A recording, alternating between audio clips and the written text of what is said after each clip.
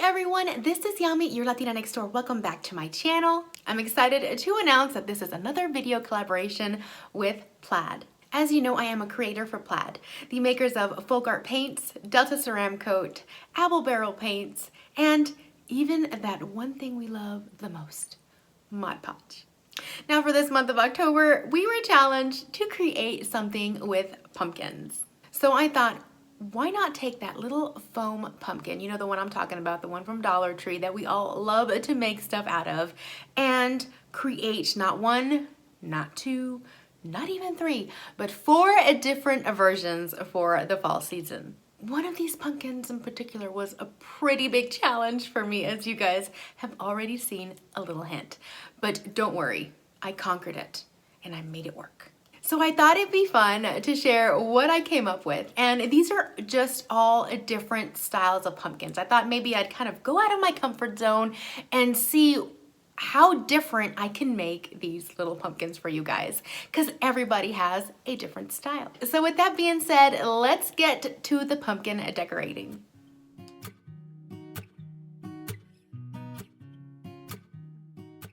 Okay, so of course we're going to be using this little Dollar Tree pumpkin right here. For this first one, I will be using the color Italian Sage in the folk art acrylic paint.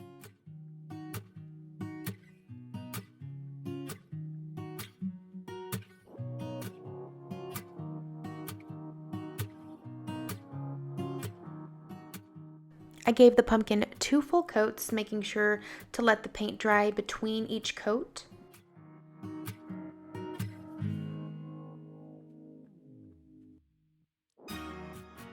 After I set that second coat to dry, I started making a braid with some raffia. I actually made several braids. Then I began adhering it with some hot glue on the pumpkin and wrapping it around, making sure I was applying them in the little creases.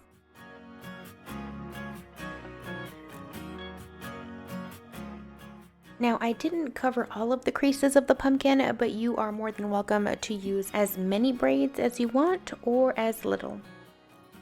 Then I decided to use a little cork for the new stem. Finally, I added another little braid on top to clean up the edges, and this was it for this pumpkin.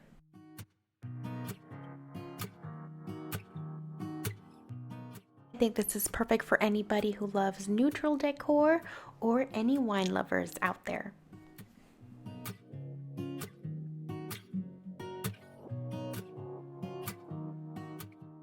Okay, so for this next pumpkin, we're going to paint it white, and I'm using the color Wicker White by Folk Art Acrylic Paint as well. In order to cover up the orange from the pumpkin, I did have to do 2 coats.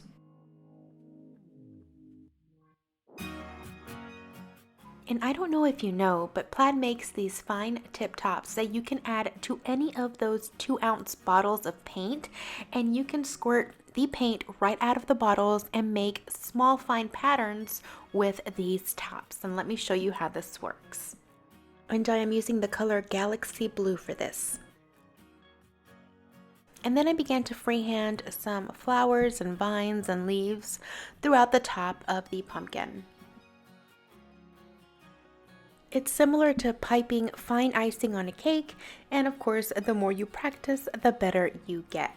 But I thought this was a pretty cool little tool.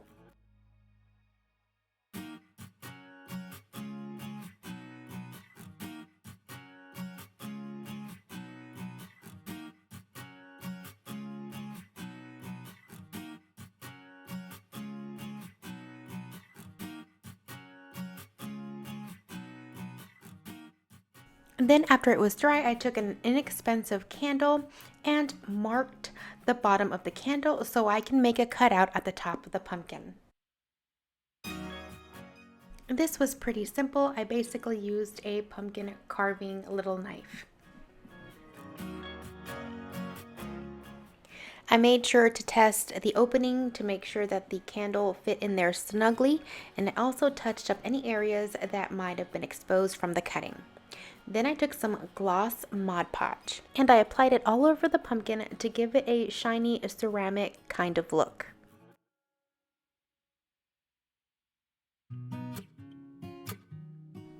And once it was dry, this is how it came out. I absolutely love how perfect this goes with the coastal farmhouse theme. And of course, it's not just a pumpkin, it is a candle holder as well.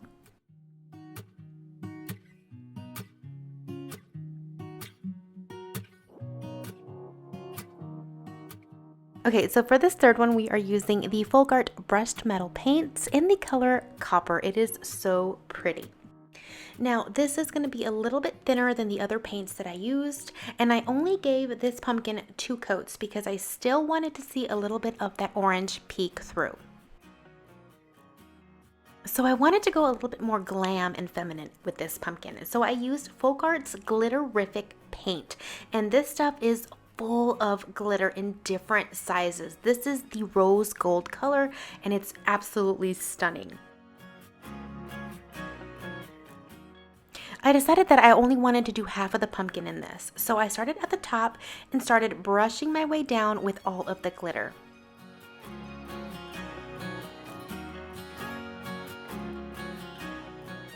Then once that glitter paint was dry, I took some sparkle Mod Podge.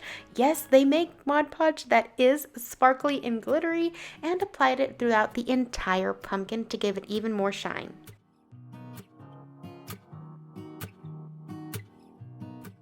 Then I set the pumpkin to dry. Now while that was drying, I took some air dry clay that you can find at any local craft store, and I decided to make my own stem.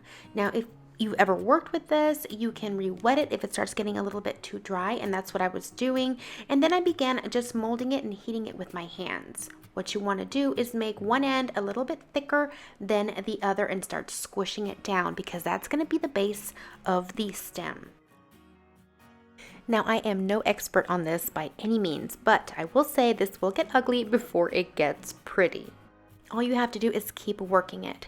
So what I did was I placed it on the table, and then I started kind of thinning out the end piece and twisting it over on itself.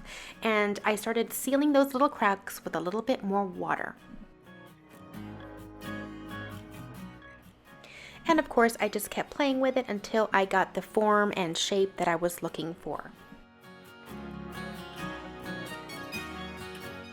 Then for a little bit more texture, I used the toothpick from the old stem and started adding little lines all over the pumpkin stem.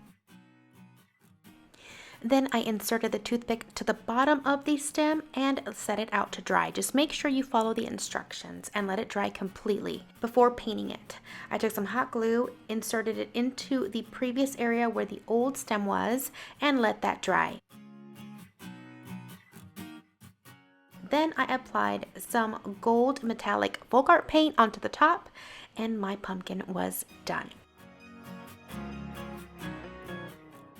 Now, isn't this pumpkin so pretty? I swear it looks like a princess pumpkin.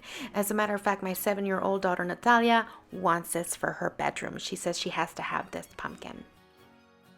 It's perfect for any feminine or glam style fall decor.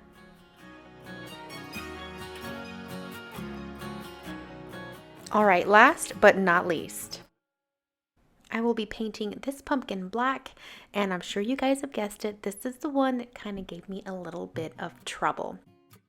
The color I used is Folk Art's wrought iron, and I put one whole layer of paint before I decided that I was going to add white stripes to it. Here you see me adding some tape in order to create my stripes.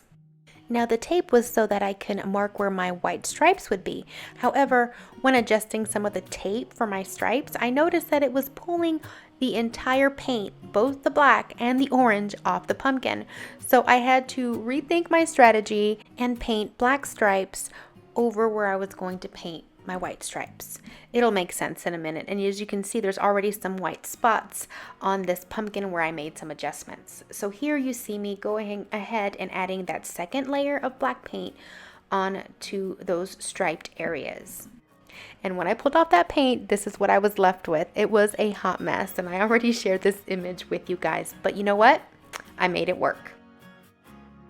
So I took my wicker white and I started painting those areas with the white paint.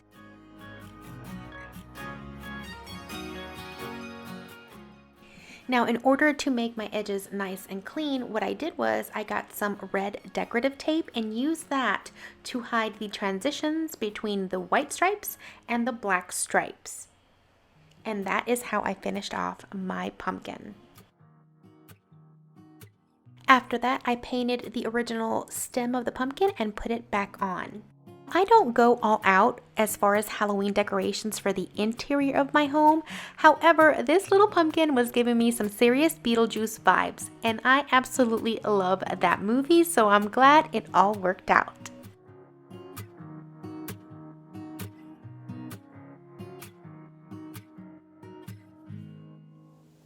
Now, I really hope you enjoyed this video. This was a lot of fun to make, and I really kind of had to go out of my comfort zone for some of these little pumpkins because they're not what I usually do. But it is kind of fun to step outside and see what you can come up with. I would love to know which one of these was your favorite pumpkin and which one you might just try to recreate. Let me know in the comments below. Now, all of these Plaid products that I use can be found in your local craft stores and as well as online. Now, I'll go ahead and try to link to as many of these as I can in my description box below. As always, make sure you hit like and subscribe for more home decor and DIY ideas from your Latina next door. I will go ahead and link to some other pumpkin DIYs that I have created in the past that you may not know about. And I will see you guys in the next video. Until then, adios.